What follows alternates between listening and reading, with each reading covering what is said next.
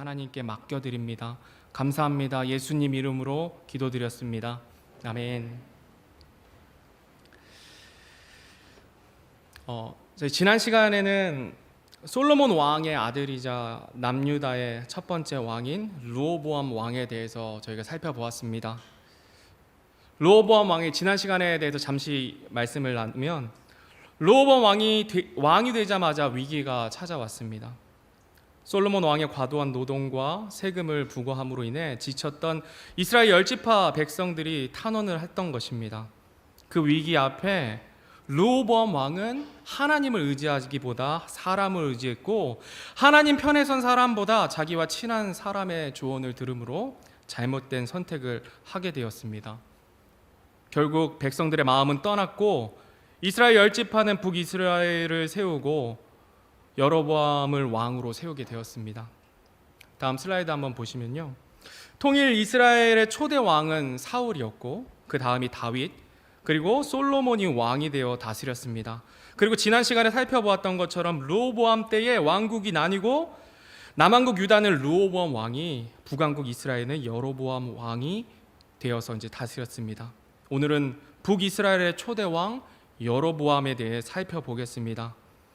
여로보암은 에브라임 지파 사람으로 솔로몬의 신하였던 느밧의 아들이었고 어머니는 스루야였습니다.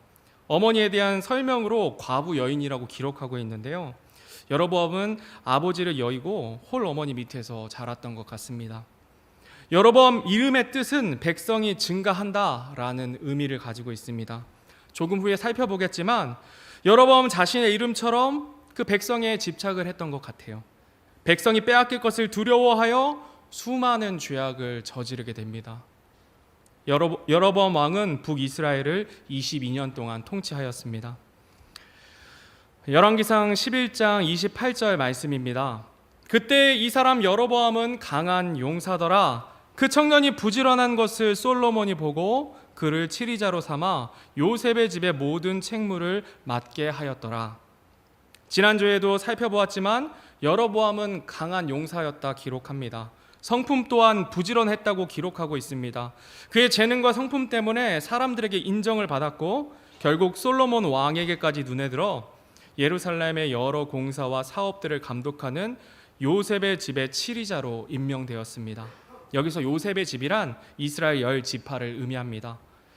여로보암이 모든 일을 감독하는 위치에 있었기 때문에 솔로몬에 대한 백성들의 원망과 불평을 잘 알고 있었습니다. 솔로몬 왕과 다윗의 집에 속한 유다 지파 백성들은 떵떵거리면서 잘 살고 있는 반면에 이스라엘 10지파는 고된 노동과 과도한 세금으로 솔로몬 왕과 다윗의 집에 대한 원망이 큰 상태였습니다. 우리나라도 보면 많이 없어지기는 했지만 경상도와 전라도 사이에 지역 감정이 있는 것과 좀 비슷한 상황이었습니다.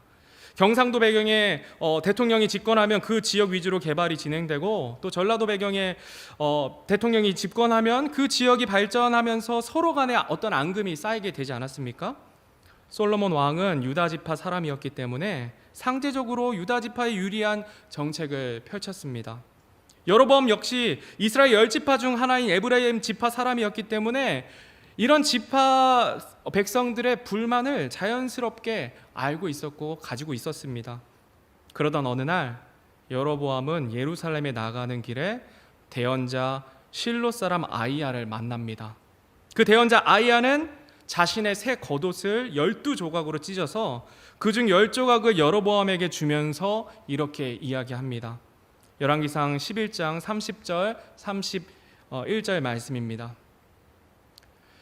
아히야가 자기 위에 걸친 그 새 옷을 잡아 12조각으로 찢고 여로보암에게 이르되 너는 10조각을 취하라. 주곧 이스라엘의 하나님께서 이같이 말씀하시느니라. 보라, 내가 왕국을 솔로몬의 손에서 빼앗아 찢어서 10지파를 내게 주리라. 이렇게 이야기합니다. 여로보암은 큰 충격을 받았을 것입니다. 그 대언의 말뿐만이 아니라 하나님의 대언자가 나타나서 자기 겉옷을, 그것도 새 옷을 찢더니 10지파를 내게 주겠다 말을 하니 놀랐을 것입니다. 당시의 겉옷은 굉장히 귀중한 물건이었습니다. 비쌀 뿐만이 아니라 겉옷은 그 사람의 신분을 나타내기도 했고 밤에는 이불로도 때로는 돈을 빌리는 담보물로도 사용되었을 정도로 가치 있는 물건이었습니다.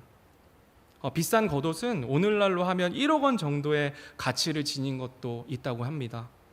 그래서 유대인들이 겉옷을 찢을 때 자기 자신을 찢는 것과 같은 것이었습니다. 자기의 마음을 찢는 것, 분노하고 슬프고 애통할 때 겉옷을 찢어서 표현했습니다. 그런 겉옷을 하나님의 대언자가 눈앞에서 찢는다고 하니 여로보암이 얼마나 놀랐겠습니까? 그렇다면 왜 하나님께서 그냥 말로 대언하면 될 것을 이렇게 겉옷을 찢으시면서까지 대언을 하게 하셨을까요? 33절 말씀입니다. 이는 그들이 나를 버리고 시돈 사람들의 여신 아스타롯과 모압 족속에 신 그모스와 암몬 자손의 신 밀곰에게 경배하며 그의 아버지 다윗이 행한 것 같지 아니하여 내 길들로 걷지 아니하고 내 눈에 올바른 일을 행하지 아니하며 내 법규와 판단의 법도를 지키지 아니하였기 때문이라 말씀하십니다. 이것이 하나님의 마음의 표현이었습니다. 분노의 표현이고 아픔의 표현이었습니다. 솔로몬 왕 마지막 시간에 우리는 질투하시는 하나님에 대해서 살펴보았지 않습니까? 하나님의 질투는 죽음같이 강하다 말씀드렸습니다. 이스라엘 백성은 하나님의 택한 백성이고 하나님께서 사랑하시는 백성입니다. 그런 이스라엘 백성이 우상 숭배했다는 것입니다. 좀 더 직설적으로 말하면 바람 폈다는 겁니다. 내 배우자가 바람 폈다고 생각만 해도 피가 거꾸로 솟지 않으십니까? 우상 숭배하는 게 하나님 편에서는 그런 마음을 가지셨다는 거예요. 그래서 하나님께서 분노하셨습니다. 그리고 하나님의 마음이 찢기듯이 아프셨습니다. 그만큼 이스라엘 백성을 사랑하니까 아프셨습니다. 우리는 이것을 통해 한 가지 중요한 사실을 알아야 합니다. 우리가 하나님보다 더 사랑하는 것 있을 때 하나님 마음이 찢어지게 아프시다는 사실입니다. 이 사실을 우리는 꼭 기억해야 합니다. 여러분이 살아가면서 무엇인가에 빠져 살아갈 때 오늘 말씀이 생각나시거든 주님 앞으로 바로 나아가셔야 합니다. 오늘 오전 예배 설교 시간에도 동일한 측면에서 말씀이 선포되었습니다. 내가 하나님보다 더 빠져 살아가는 거 있을 때 주님 앞에 나아가 주님 제가 부족해서 또 빠져 살았습니다. 죄송합니다. 저도 그러고 싶지 않은데 자꾸 그렇게 됩니다. 주님 도와주세요. 주님 아프지 않게 제가 정신 차리길 원합니다. 이렇게 주님 앞에 나아가 돌이키는 저와 여러분 되길 바랍니다. 열왕기상 11장 38절 말씀입니다. 내가 만일 내가 내게 명령하는 모든 것에 귀를 기울이고 내 길들로 걸으며 내 눈앞에서 올바른 일을 행하여 내 종 다윗이 행한 것 같이 내 법규와 내 명령을 지키면 내가 너와 함께 있어 내가 다윗을 위하여 행한 것 같이 너를 위하여 견고한 집을 세우고 이스라엘을 내게 주리라 말씀하십니다. 이것이 여로보암에게 하시는 말씀이에요. 하나님은 찢어진 겉옷을 통해서 여로보암에게 하나님의 마음과 뜻을 알려주시면서 이렇게 당부하시는 겁니다. 솔로몬과 이스라엘 백성이 나를 떠나 우상 숭배했지만 너는 그렇게 하지 말아라. 내 말에 귀를 기울이고 내 명령을 지키라 말씀하십니다. 이것이 다른 말로 하면 무엇입니까? 내가 나를 사랑하라는 말씀입니다. 그렇게 하면 내가 너와 함께 있어 견고한 왕국이 되게 하겠다 약속해 주십니다. 우리 하나님께서는 그런 찢어지는 마음을 가지고 여로보암에게 당부하십니다. 너는 그렇게 하지 말고 너는 나의 길로 가라. 그러면 내가 너와 함께 하겠다 당부하시고 약속하십니다. 열왕기상 11장 40절 말씀입니다. 지난 시간에도 살펴봤던 말씀인데요. 이러므로 솔로몬이 여로보암을 죽이려 하며 여로보암이 일어나 이집트로 도망하여 이집트 왕 시삭에게 이르러 솔로몬이 죽을 때까지 이집트에 있었더라. 지난주에 살펴봤던 이 말씀, 이 소식이 솔로몬 왕에게까지 들어갔고 솔로몬 왕은 여로보암을 죽이려 했지만 여로보암은 이집트로 도망해서 솔로몬 왕이 죽을 때까지 거기 머물러 있었습니다. 시간이 흘러 솔로몬 왕은 죽게 되고 그 소식을 들은 여로보암은 이스라엘로 돌아와 10지파의 대표로 부름을 받습니다. 그 후의 이야기는 지난주에 들었던 것처럼 르호보암 왕이 잘못된 선택을 하고 결국에는 북이스라엘을 세우고 여로보암이 왕이 됩니다. 대언자 아이야의 예언이 성취가 된 것입니다. 드디어 여로보암은 이스라엘 열지파의 왕이 되었습니다. 저 강력한 솔로몬 왕의 생명의 위험으로부터 살고 우여곡절 끝에 북이스라엘의 초대 왕이 된 것입니다. 열왕기상 12장 25절 말씀입니다. 그때 여로보암이 에브라임 산에 세겜을 건축하고 그 안에 거하며 또 거기서 나가 분회를 건축하고, 여로보암이 왕이 되자마자 처음에 했던 일입니다. 처음에 했던 거가 자신의 도시와 궁전을 짓는 일이었습니다. 여로보암은 자신이 왕이 된 것이 하나님으로부터 온 것이 아니라고 생각했던 것 같습니다. 왜냐하면 여로보암 왕이 되자마자 하나님 앞에 감사로 나아가지 않았기 때문입니다. 자신의 집을 먼저 지었습니다. 그리고 여로보암은 걱정하기 시작합니다. 어떤 걱정이냐면 자신의 왕권과 생명이 위태로울 것 같다는 생각입니다. 왕권이 자기가 왕이 된 것이 하나님을 통해서 된 것이 아니라 자기 자신의 힘과 운으로 되었다고 생각했기 때문에 이런 걱정을 했습니다. 열왕기상 12장 26절 27절 말씀입니다. 한번 같이 읽겠습니다. 시작. 마음속으로 이르기를 이제 왕국이 다윗의 집으로 돌아가리로다. 만일 이 백성이 예루살렘에 있는 주의 집에서 희생물을 드리려고 올라가면 이 백성의 마음이 그들의 주 유다 왕 곧 르호보암에게로 다시 돌아가 그들이 나를 죽이고 유다 왕 르호보암에게 다시 돌아가리로다 하고, 이스라엘 백성은 1년에 3차례 무교절과 칠칠절 장막절에 예루살렘으로 올라가서 하나님께 예배해야 한다는 율법이 있었습니다. 여로보암 왕은 백성들이 그곳에 가서 예배하면 백성들의 마음이 빼앗겨서 자신의 왕위가 박탈당하고 백성들이 자신을 죽일 거라고 그런 걱정을 하고 있었습니다. 그래서 여로보암 왕이 했던 것이 무엇입니까? 다음 절 28절 말씀입니다. 이것에 관하여 왕이 의논한 뒤에 금송아지 둘을 만들고 그들에게 이르기를 너희가 예루살렘에 올라가는 일이 너무 큰일이로다. 오 이스라엘아, 너를 이집트 땅에서 데리고 올라온 내 신들을 보라 하니라. 여로보암 왕도 르호보암 왕과 똑같은 실수를 저지릅니다.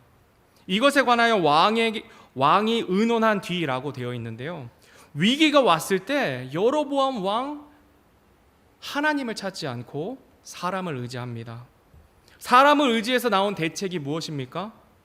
백성을 위하는 척하면서 하나님의 말씀을 버리게 했습니다. 너희가 예루살렘에 올라가는 일이 너무 큰일이다. 이 말은 1년에 3번 먼 길 가는 것이 참 힘들지, 그러니까 내가 가까운 데서 예배하게 해줄게 라고 유혹하는 것입니다. 오늘날 저희가 이런 유혹 경험해 보지 않았습니까? 코로나 시기에 유튜브로 예배 드리는 거 저희 경험해 보지 않았습니까? 한두 번은 괜찮은데 계속 지속되니까 이 유혹이 그래도 강력합니다. 그렇지만 어떻게 해야 합니까? 하나님 앞에 나와서 예배하라고, 몸을 들여서 예배하라고 하나님 말씀하고 있는 거예요. 그런데 하나님께서 세우신 왕이라는 사람이 예배를 독려하지는 못할 망정 백성들이 하나님 앞에 나아가는 그 길을 막아버립니다.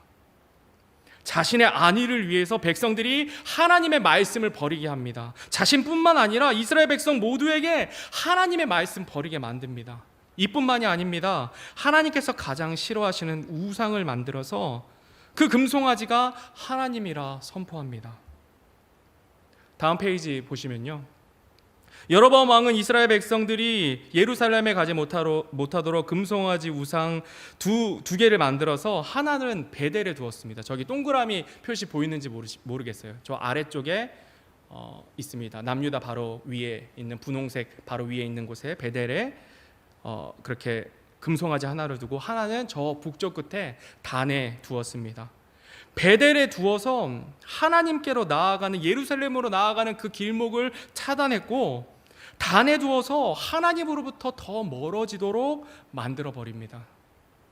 나라를 처음 세우고 처음에 자신의 도시를 세우고 두 번째로 한 일이 자신의 안위를 위해서 우상을 만들어 세운 것입니다.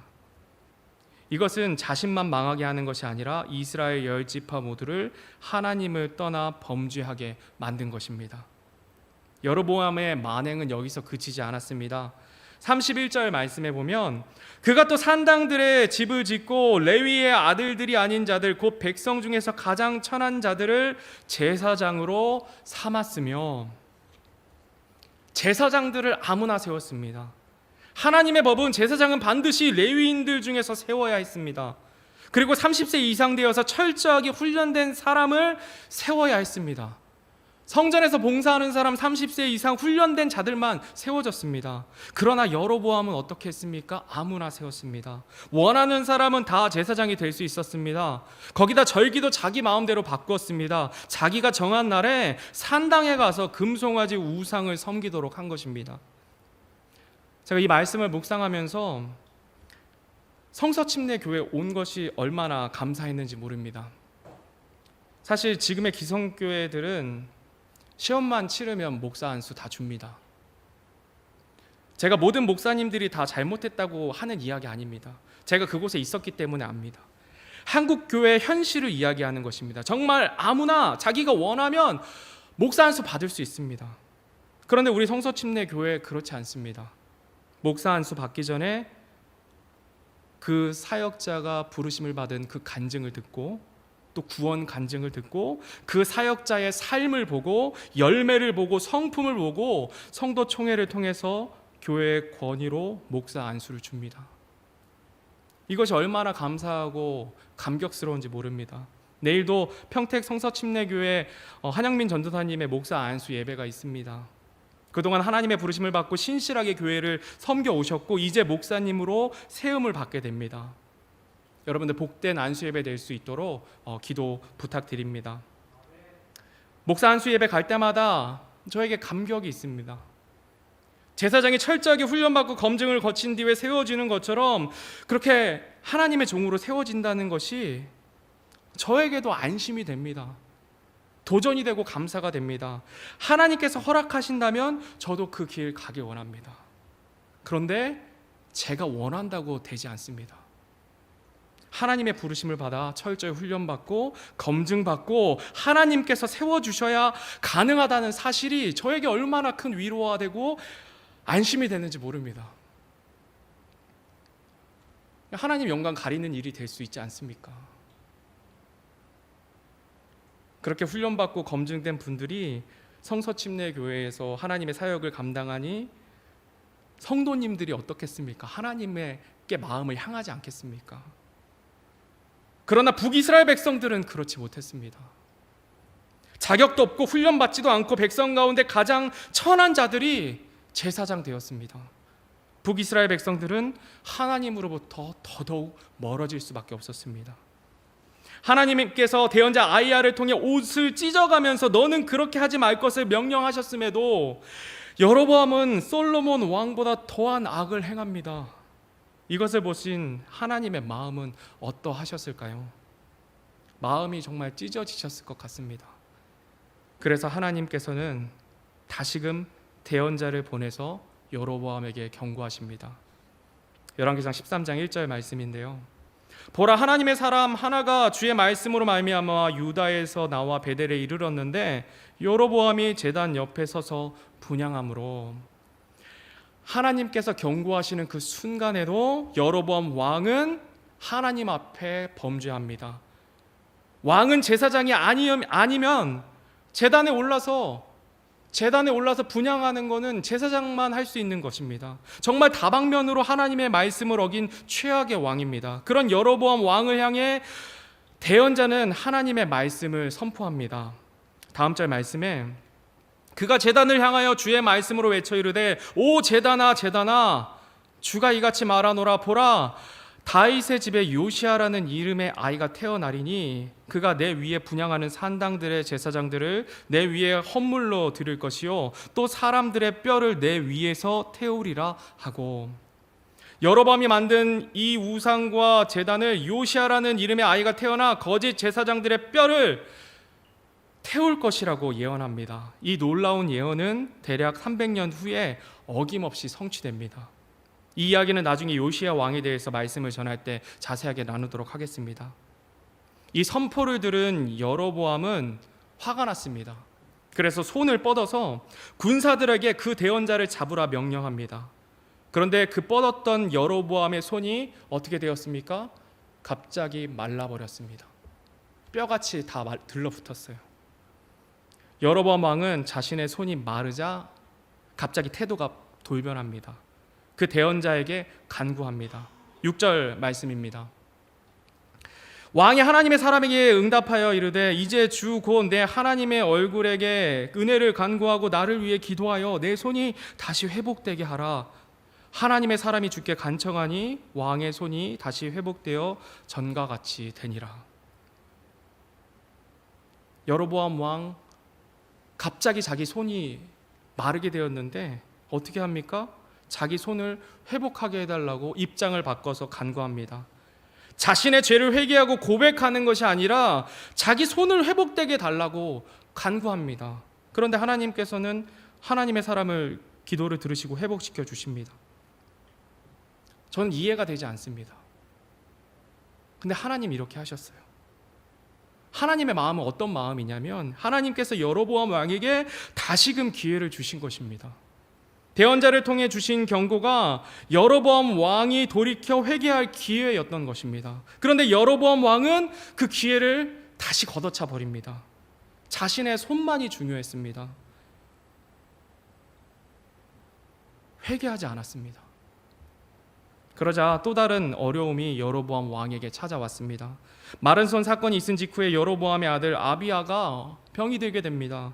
자기 자식이 병들게 되니까 지금까지 생각하지 않았던, 자기 마음대로 살았던 자신이 이제서야 생각이 난 거예요.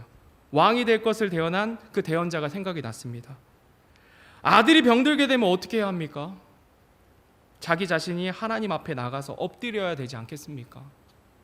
그런데 여로보암은 아내를 변장시켜서 대언자 아이야에게 보냅니다. 대언자 아이야는 늙은 나이로 눈이 어두워 사람을 알아볼 수 없었지만 하나님께서 여로보암의 아내가 변장하고 찾아올 것을 다 알려주십니다. 그리고 그녀에게 하나님의 말씀을 전합니다. 열왕기상 14장 9절 말씀입니다. 함께 읽겠습니다. 너 이전에 모든 사람보다 더 악을 행하였으니 내가 가서 너를 위하여 다른 신들을 만들며 부어 만든 형상들을 만들어 내 분노를 일으키고 나를 내 등 뒤로 버렸도다. 여로보암이 모든 사람보다 더 우상 숭배의 죄악을 행했기 때문에 여로보암 왕뿐만이 아니라 그 집안에 정말 무서운 재앙이 있을 거라고 말씀하십니다. 여로보암의 집안의 모든 남자가 죽게 될 것이고 그 죽은 자들이 짐승의 먹이가 될 것이라 말씀하십니다. 얼마나 무서운 재앙인가요? 이 모든 것이 하나님의 말씀대로 이루어졌습니다. 실제로 여로보암의 아들은 죽게 되었고 여로보암의 집은 몇 년 후에 다른 왕에 의해서 모든 집안 사람들이 죽임을 당하게 됩니다. 여기까지가 여로보암 왕의 이야기입니다. 얼마나 비참한 결말입니까? 오늘 여로보암 이야기를 통해서 우리가 알아야 할 것 한 가지가 있습니다. 그것은 하나님께서 우리를 사랑하셔서 경고하신다는 사실입니다. 그리고 그 경고는 하나님께서 우리들에게 주신 기회라는 사실입니다. 회개할 기회를 우리들에게 주시는 것입니다. PPT 오늘 말씀 제목인데요. 함께 한 목소리로 읽겠습니다. 시작. 하나님의 경고는 회개할 기회입니다. 아멘. 하나님께서 여로보암 왕에게 계속해서 기회를 주셨습니다. 대언자를 보내서 손이 마르게 하시고 제단이 엎어지는 사건을 통해 기회를 주셨습니다. 그리고 자신의 아들의 병을 통해서도 기회를 주셨습니다. 아들의 병을 통해서 대언자가 아내에게 말했을 때 그때라도 회개하고 돌이켰다면 하나님 용서해 주셨을 것입니다. 그런데 그때마다 여로보암 왕은 자신의 죄악 돌이키지 않았습니다. 여로보암에게 가장 중요했던 것은 자신의 왕권이었고 자신의 손이었고 자신의 생명이었습니다. 결국 여로보암 왕이 가장 사랑했던 것은 자기 자신이었습니다. 그래서 끝까지 하나님 앞에 돌이키지 않았습니다. 하나님께서는 여로보암 왕에게 계속해서 사람들을 보내서 경고하셨습니다. 사실 경고할 필요 없이 우상을 만들었을 때 얼마나 큰 죄악입니까? 그때 직결 처분을 하셨으면 아무런 문제가 없었습니다. 그런데 하나님께서는 그것 두고 봐주셨습니다. 왜 두고 보셨을까요? 그가 돌이키기를 기다리신 것입니다. 하나님은 여로보암 왕도 사랑하셨습니다. 그래서 기다려 주셨습니다. 정말 최악의 죄악 가운데서도 지켜보시며 때마다 대언자를 보내서 돌이키기를 바라셨던 것입니다. 만약에 하나님께서 사람이 죄를 지을 때마다 곧바로 죽이신다면 세상에 살아있는 사람 누가 있겠습니까? 우리 중에 살아있는 사람 있겠습니까? 다 죽었을 것입니다. 하나님은 사랑이 넘치시고 긍휼이 넘치셔서 오래 참아주시는 사랑의 하나님이심을 보여주십니다. 아무리 악한 사람도 하나님께서는 기다려 주십니다. 에스겔서 33장 11절 말씀입니다. 한 목소리로 함께 읽겠습니다. 그들에게 이르기를 주 하나님이 말하노라 내가 살아있음을 두고 맹세하노니 사악한 자가 죽는 것을 내가 기뻐하지 아니하며 오히려 그 사악한 자가 자기 길에서 돌이켜 사는 것을 기뻐하노라. 오 이스라엘의 집아 너희는 돌이키라. 너희는 너희 악한 길들에서 돌이키라. 너희가 어찌하여 죽고자 하느냐 하라. 아멘. 이것이 하나님 아버지의 마음입니다. 최악의 왕인 여로보암 왕에게 계속해서 경고하심으로 기회를 주신 이유가 이 말씀 가운데 있습니다. 하나님께서는 우리들에게도 동일하게 말씀하십니다. 우리도 매일 살면서 하나님보다 더 사랑하는 많은 것들 생깁니다. 하나님보다 더 사랑하는 것 바로 우상 숭배입니다. 이렇게 죄 가운데 있을 때 우리 하나님께서는 우리에게 여러 가지로 경고하십니다. 주변의 사람들을 통해서 경고하십니다. 부모님이나 친구, 선생님을 통해 또 경고를 우리들에게 보내세요. 우리 주변에 날 사랑하는 사람들을 통해서 경고를 보내십니다.